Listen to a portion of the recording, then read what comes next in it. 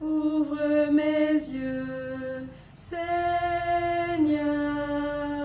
aux merveilles de ton amour. Je suis l'aveugle sur le chemin. Guéris-moi, je veux te voir. Ouvre mes mains, Seigneur, qui se ferme pour tout garder. Le pauvre affin devant ma maison. Apprends-moi à partager. Jeudi de la 4e semaine du temps de Carême. La lecture portée à notre méditation est Luc, chapitre 2, des versets 41 à 51. Ses parents allaient chaque année à Jérusalem pour la fête de la Pâque.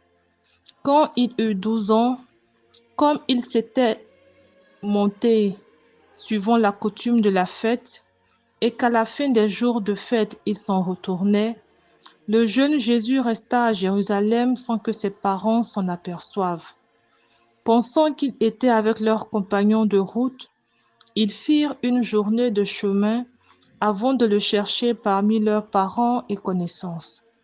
Ne l'ayant pas trouvé, ils retournèrent à Jérusalem en le cherchant. C'est au bout de 3 jours qu'ils le retrouvèrent dans le temple, assis au milieu des maîtres, à les écouter et les interroger. Tous ceux qui l'entendaient s'extasiaient devant l'intelligence de ses réponses. En le voyant, il fut frappé d'étonnement et sa mère lui dit : « Mon enfant, pourquoi as-tu agi de la sorte avec nous ? Vois, ton père et moi, nous te cherchons tout angoissés. » Il leur dit : « Pourquoi donc me cherchez-vous ? Ne saviez-vous pas qu'il me faut être chez mon père ? » Mais eux ne comprirent pas ce qu'il leur disait. Puis, il descendit avec eux pour aller à Nazareth. Il leur était soumis, et sa mère retenait tous ces événements dans son cœur. Pour la prière préparatoire, nous allons demander au Seigneur de venir nous rejoindre dans ce temps de méditation, de lecture, pour que notre cœur soit porté vers lui, afin de lui être soumis pour sa gloire en toutes choses. Pour la composition des lieux, nous allons imaginer Joseph, Marie et Jésus dans un convoi de marcheurs pour Jérusalem, dans ce pèlerinage qui est porté vers l'action de grâce au Seigneur, dans ce pèlerinage où chacun porte au Seigneur ce qu'il a de plus précieux, de plus sincère dans son cœur. Puis, nous avons la disparition de Jésus dans ce convoi au retour. Imaginons la détresse de Joseph et de Marie qui cherchent leur enfant.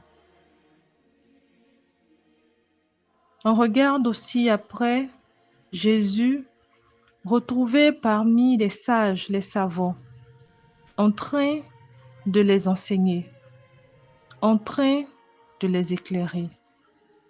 Puis, ce même Jésus qui rentre à Nazareth avec ses parents sans créer d'autres problèmes. Nous allons demander pour ce temps de méditation la grâce de la persévérance et de l'obéissance. Pour les points d'oraison, nous allons commencer avec le premier point du verset 41 au verset 45. Le pèlerinage à Jérusalem, suivi de l'épreuve de la perte de Jésus. Pour ce point, la question qui est venue à ma méditation est comment je gère mes moments d'angoisse. Quand ma foi semble s'effriter, je me laisse toucher et guider par le Saint-Esprit. Pour le deuxième point d'oraison, nous avons le verset 46 au verset 47. Jésus reste fidèle à la source de l'œuvre de Dieu, qui est la parole. Cette parole donne la révélation sur la volonté de Dieu et sur les hauts faits de Dieu. Ici, il faut se demander, est-ce que je me réfère à la parole pour connaître Dieu, pour connaître Jésus? Qu'est-ce que je sais foncièrement d'eux?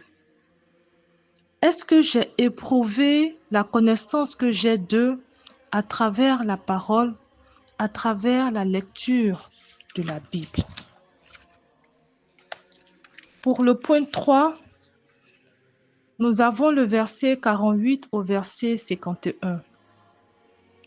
Le Seigneur donne sa parole, mais est-ce que nous la comprenons toujours?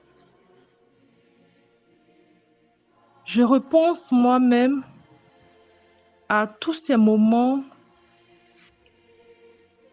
d'épreuve où la parole est donnée pour me consoler, pour me guider. Mais ce n'est pas toujours que je comprends cette parole-là. Pourtant, je fais le choix de rester dans l'obéissance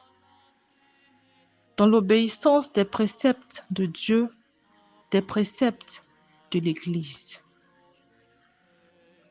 À la fin de ce temps de méditation, nous allons entrer en colloque. Durant ce moment, nous allons parler de cœur à cœur avec le Seigneur pour que notre cœur à nous puisse demeurer attaché à lui à travers la parole, afin que notre foi puisse grandir.